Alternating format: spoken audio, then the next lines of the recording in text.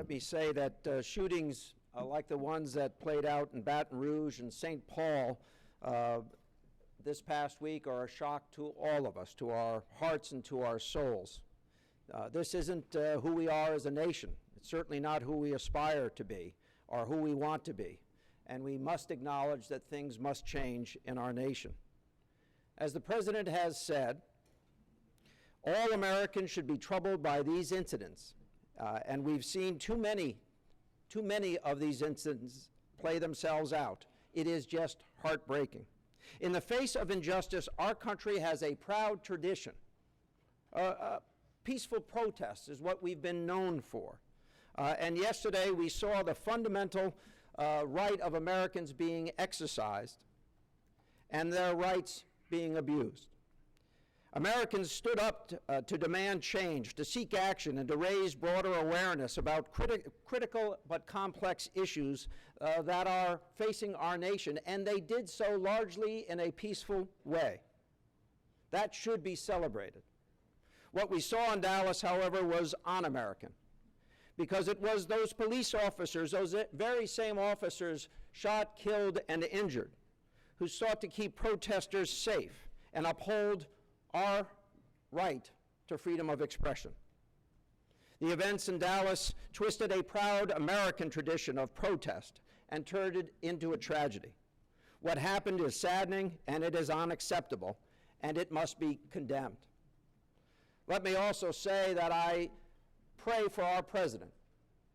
I, like others in this room, have had to share occasions like those that played out in three cities in our nation.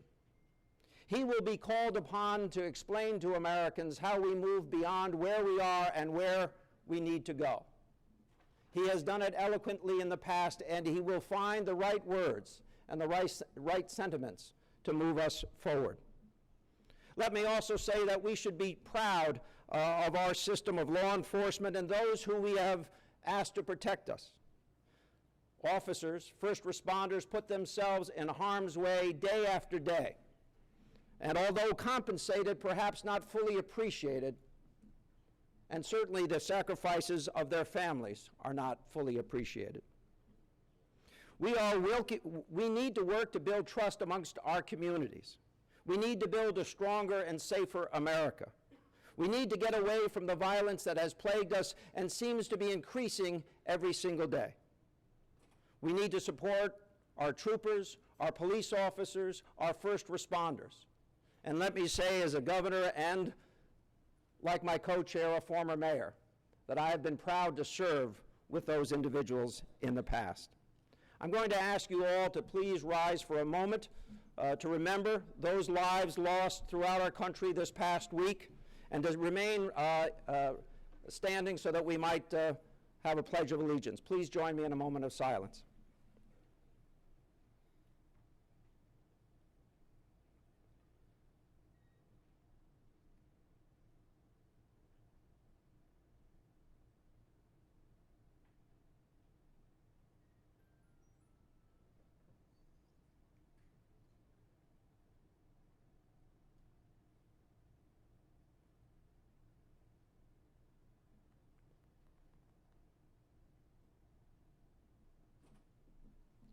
And now, to demonstrate who we are and what principles we stand for, please join me in Pledge of Allegiance.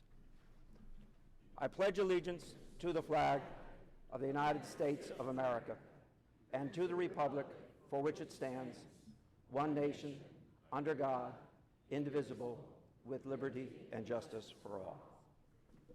Thank you. Please be seated. Here with us today is the Democratic National Convention Committee CEO, Reverend Leah Daughtry. Reverend Daughtry, there she is.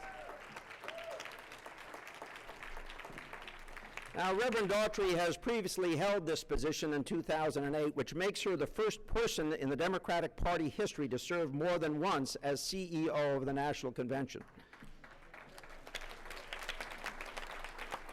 Reverend Daughtry previously held senior leadership positions at the DNC, the U.S. Department of Labor, and the United States Congress.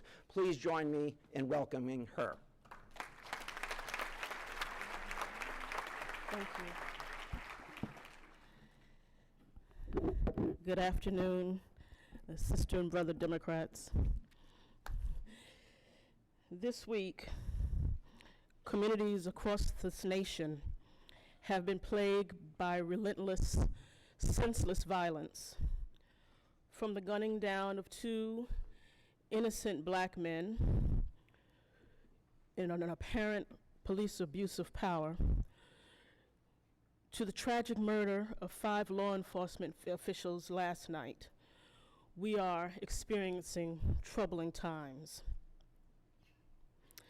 I stand here as the CEO of the 2016 convention, but my first training is as a pastor. And as a pastor, when you're training, you take you through many exercises designed to help us help our communities navigate challenges and grief so that we can dry crying eyes and mend broken hearts and answer nagging questions and soothe grieving souls. But today, in the aftermath of Baton Rouge and Minnesota and Orlando and Dallas, I confess that I just don't know how to